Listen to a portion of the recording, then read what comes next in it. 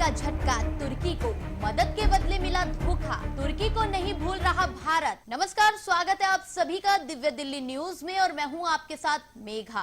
बीते कुछ दिनों से बॉयकॉट तुर्की को लेकर चर्चा जोरों पर है और अब इस पर राजनीति भी गर्मा गई है। जी हां, कांग्रेस ने सरकार से सवाल किया है कि पहले अपना स्टैंड स्पष्ट किया जाए। क्या किसी देश के साथ रिश्ते बनाने या तोड़ने का फैसला विपक्ष का होता है या सरकार को ही इसे तय करना होता है? कांग्रेस का कहना है कि यह फैसला सरकार का है और इसलिए इसे लेकर स्पष्टता होनी चाहिए। आइए जानते हैं इस विवाद के बारे में और क्यों ये सवाल आज इतना महत्वपूर्ण हो गया है। बॉयकॉट तुर्की को लेकर बीजेपी ने कांग्रेस के स्टैंड पर सवाल उठाया है। आपको बता दें कि बीजेपी नेता अमित मालवीय ने कांग्रेस को घेरा और कहा कि पूरा देश तुर्की के खिलाफ एकजुटता से खड़ा है, लेकिन कांग्रेस पार्टी खुद को भारतीय लोगों की व्यापक भावना के साथ भी नहीं जोड़ पा रही है।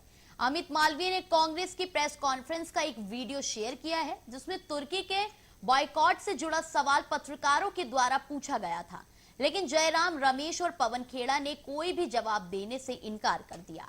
इस वीडियो को शेयर करते हुए अमित मालवीय ने लिखा, तुर्की और अजरबैजान द्वारा पाकिस्तान के आतंकी राज्य को दिए जा रहे समर्थन से देश गुस्से में है। इन देशों के साथ व्यापार और पर्यटन का बहिष्कार करने की मांग बढ़ रही है और जनता एकजुट के साथ खड़ी है, लेकिन कांग्रेस पार्टी खुद को भारतीय लोगों की व्यापक भावना के साथ भी नहीं जोड़ पा रही है। कोई आश्चर्य नहीं है कि यह जनता से इतनी कटी हुई है। यह पहली राजनीतिक गुमनामी और पूर्ण अलगाव की हकदार है। वहीं कांग्रेस का कहना है कि सरकार तुर्की को लेकर स्थिति स्पष्ट करे। क्या सरकार ने तुर्की का दूतावास बंद कर दिया है? तुर्की को लेकर देश में बढ़ती नाराजगी के बीच कांग्रेस का बड़ा बयान सामने आया है। जी हां, मालवीय के इस पोस्ट पर कांग्रेस के पवन खेड़ा ने पलटवार किया है। कांग्रेस ने पूछा कि पहले सरकार को अपना स्टैंड क्लियर करना चाहिए।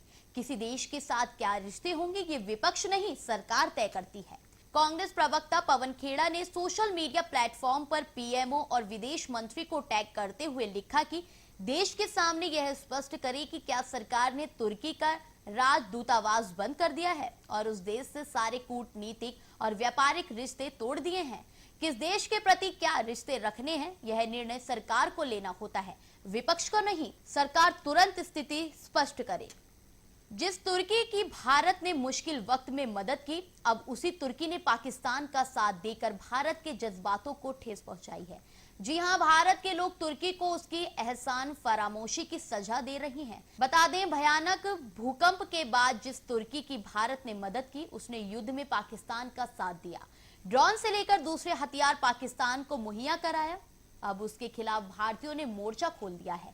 भारत की ट्रेवल एजेंसी अब तुर्की टूर की बुकिंग को कैंसिल कर रही हैं, साथ ही नई बुकिंग भी नहीं ले रही हैं, जिससे तुर्की को हर साल 3000 करोड़ का नुकसान उठाना पड़ेगा। क्या आप जानते हैं कि हर साल तुर्की को भारतीय पर्यटकों से लगभग 3000 करोड़ रुपए की कमाई होती है?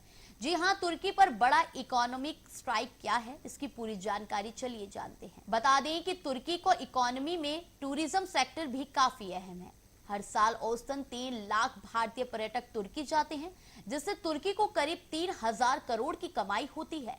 लेकिन अब भारत की टूरिज्म कंपनियों, ट्रैवल ऑपरेटर्स ने तुर्की की बुकिंग लेना बंद कर दिया है और जो बुकिंग हुई थी वो भी कैंसिल की जा रही है। पिछले एक हफ्ते में तुर्की और अजरबैजान की बुकिंग में 60% की गिरावट दर्ज की गई, जबकि इस दौरान इन दोनों देशों की यात्रा के लिए कैंसिलेशन 250% तक बढ़ गया है। भारत की जनता ने तुर्की पर कर दिया है एक बड़ा इकोनॉमिक स्ट्राइक। जी हां, इतना ही नहीं, इस बॉयकॉट के जरिए भारतीयों ने तुर्की पर बड़ा इकोनॉमिक स्ट्राइक किया है। फलों के व्यापार को भी बंद कर दिया है। तुर्की का सेब भारत में खूब बिकता है। अब कारोबार बंद होने से उसे करीब 1400 करोड़ रुपए का नुकसान होगा। इतना ही नहीं, मार्बल व्यापारियों ने भी तुर्की को क्लियर कट मैसेज दे दिया है कि तुर्की से मार्बल नहीं मंगाएंगे। इससे तुर्की को सालाना 5000 करोड़ का नुकसान होगा। इतना ही नहीं, अगर भारतीय तुर्की घूमने नहीं जाएंगे तो तुर्की को हर साल 2.5 से 3,000 करोड़ का झटका लगेगा। तो क्या तुर्की ने भारत की इंसानियत का जवाब सियासत से दिया? भूकंप के वक्त मदद भेजने वाला भारत आज सवाल कर रहा है, क्या हमने जिस देश की तकलीफ में साथ दिया वही अब हमारे दुश्मन के साथ खड़ा है? इस पूरे मामले में सरकार क्या रुख अपनाती है, ये देखना बाकी है। लेकिन एक बात साफ है, भारत की जनता अब जाग चुकी है। अब जवाब सिर्फ शब्दों में नहीं, फैसलों और बायकॉट में दिया जा रहा है। यह सिर्फ एक ट्रेंड है या एक मजबूत संदेश, ये तय करेगा आने वाला वक्त। इसी तरह के हर अपडेट्स को जानने के लिए देखते रहिए दिव्या दिल्ली न्यूज। जानने के लिए अभी टाइप करें दिव्य दिल्ली न्यूज, नीचे दिए गए सब्सक्राइब बटन को दबाएं और नोटिफिकेशन के लिए दिए गए बेल आइकन को क्लिक करें। हमारे वीडियोस को लाइक, शेयर और कमेंट करना ना भूलें।